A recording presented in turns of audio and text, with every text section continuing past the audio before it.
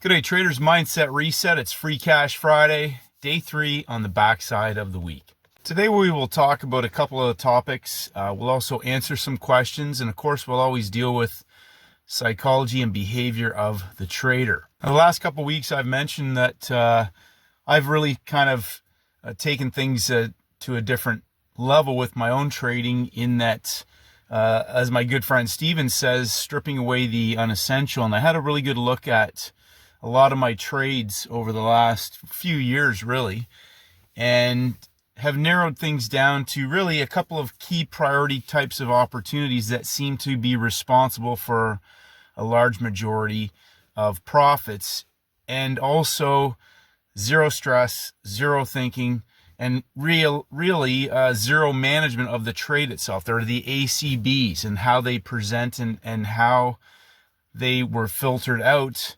to find those. I'm actually really quite content to hunt out 2 or 3 trades a week and leave it at that. And the reason is because when I get those types of opportunities and they're an ACB template, I'm happy to scale in heavily, peel some out, but then leave them, and there's really not a lot to do to manage that trade. And today, a great example of that type of opportunity is natural gas. A first green day on a Friday, a larger Tuesday dump, Wednesday close and breakout, Thursday after inventories, a first green day, and then a parabolic move back to the high of the week. Now we saw the exact same type of template on the front side of the week on a lot of the yen cross pairs.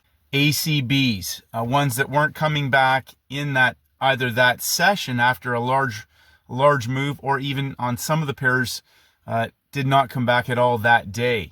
That's what I have sort of looked at with myself. I looked at where do I see things, where do I want to see things going in the future? What type of trades do I want to be participating in?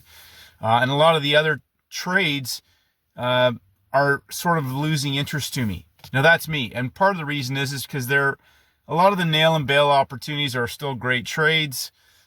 Depending on the session that you're trading, for me, being in the US session, I'm trying to really strip things down to where the scalable opportunities are. Doesn't matter what instrument it is, where is the setup? Which brings me to the next part, just answering some questions with regards to setups. I got an excellent question yesterday. What's a realistic rate of return for traders to expect?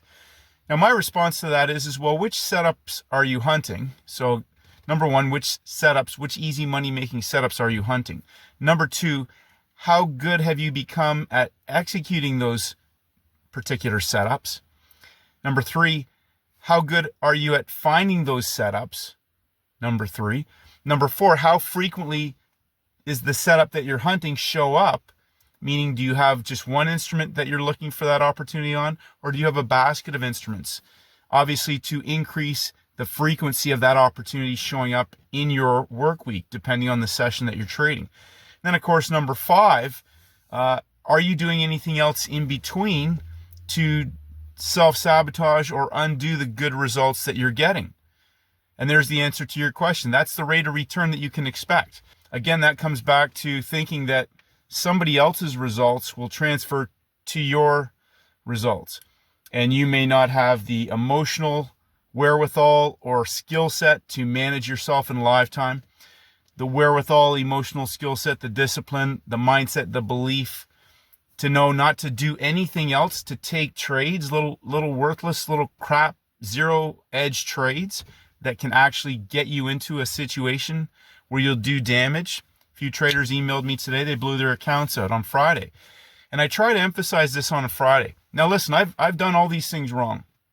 I've done every single thing wrong that you can think of in the market. So before we talk about any of that, let me clarify how much damage I have done through self-sabotaging, random, impulsive, irrational, emotional behavior. As one trader said today, he doesn't even know what happened. It overtook him, and he wasn't even aware or almost not conscious of being in tilt and blowing his account out. And I know exactly what that feels like. And if you're out there and you've been trading long enough, you know what that feels like too. Because every single trader, if they've been trading long enough without having an exact reproducible playbook that they can stick to, it's almost inevitable that you will go into some sort of tilt at some stage and blow up a trading account. Which is why when traders, you're talking two foreign languages. I'm talking about setups. Other people are talking about taking trades. I caught the high for 50 pips. Meanwhile, like, that may, as I always say, if that works for you and it's scalable, keep doing what you're doing. I'm looking for where my scalable opportunities are going to be driven by other time frames and going from A to B with full size, with zero stress, zero emotion, zero trade management, because they just keep going. There's nothing to manage. They go till close. If you're not sure what that is, go look at natural gas today. If you're not sure what that is, go look at one of the yen cross pairs from Tuesday. Not all of them went till close. But in the Asian session, they did range expansions until the end of that session. It comes back to what type of trading do you want to incorporate into your routine. Some traders just love action. They want to trade. They want to draw lines every day and scalp the highs and catch the lows, and they want to keep trading. I'm looking for where can I get in, and that market's going to keep going. It's driven by other time frames, whether it's in the short direction, the long direction, and it's scalable in size because that setup rinses and repeats, whether it's every week, whether it's every 2 weeks, but frequently and inevitably we get scalable opportunities every single week. We had an FOMC week, and this has been one of the best weeks with just a couple of trade opportunities for traders. And opportunities occurred in multiple sessions this week for Asia, London, and New York, which is why I will keep harping on traders when they ask me questions about stuff that's ethereal and esoteric. What setup are you hunting? There's only really, if you think about it, there's two: a long trade and a short trade. But what are the criteria that you're hunting? Now, I've mapped out first red day, first green day. Now, several traders are still getting caught into the headspace of calling every down day a first red day and every up day a first green day. Go look at the templates. Pound Australian, another example of a first green day template. We had a couple of trades that I would consider to be fantastic opportunities. One was on Tuesday in the US session. One was on Friday in the Asian session. The one that occurred on Thursday on the blow-off occurred with Australian major red news. But it was a great first green day template. Natural gas, a first green day template. Again, the yen cross pairs, first green day templates. Understand what happens when markets break out. Not when they break out of a higher low, when they close and break out. And they've got all time frames now involved potentially in that move. New traders entering the market when it breaks again or when it closes and breakout. So it's really important to understand where it is that you make money. Because if you're constantly just trying to catch highs and catch lows, my question for you is this: which ones are you going to scale up in size and actually be able to hold on to with size and not get shaken out, not get, stopped out because you've trailed too aggressively, or you had a trailing stop, or you didn't get in because you were scared, you're nervous. Again, it comes back to which one have you mastered? Which one have you mastered? Scalable opportunities that are ACBs virtually require zero management when you understand when and where to get in and how that template will set up. The thrust behind that is to not confuse movement with a trade. Taking trades and catching pips is not the same as a rinse and repeat scalable opportunity. And again, that comes back to whatever you decide is your responsibility. Taking trades is not my goal.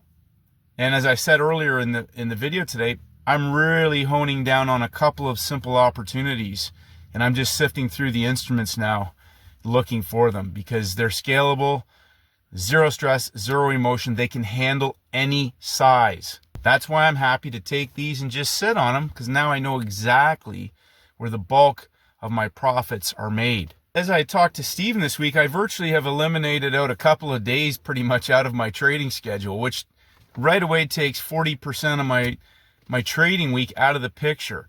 And again, stripping away what is unessential and unrequired and focusing on what is required. And that just completely now removes time. Requires no time at the screen for me on those particular days. Now, there will be days where the templates may unfold a little differently for certain instruments. I can recognize that there's an opportunity and I may decide to trade. But I'm hunting out two particular opportunities that I believe are going to consistently continue to show up. And then of course we have our monkey hammer opportunities that will show up. And now we're heading into the end of next week, is we're heading into the towards the end of a new month, towards the end of a month and into a new month.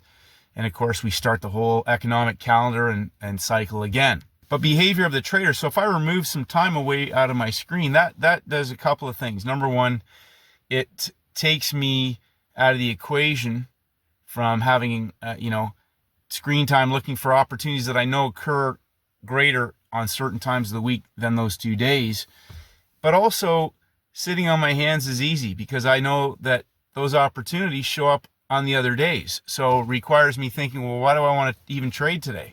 Which means if I go there, I'm looking either for a science project or I'm hunting out a nail and bail or a trade that has 50-50 edge or very little. It's not scalable. So I could get pips, but it's not scalable. And I'm almost, kind of look at that now as why would I bother? Why do I even want to waste my time with that? Catching a move is not my goal. Where am I going to be able to scale in? Because catching the moves are the ones that move and come back again. They move, but they end up coming back later in the day or whatever. Now Friday's the closing range of the week.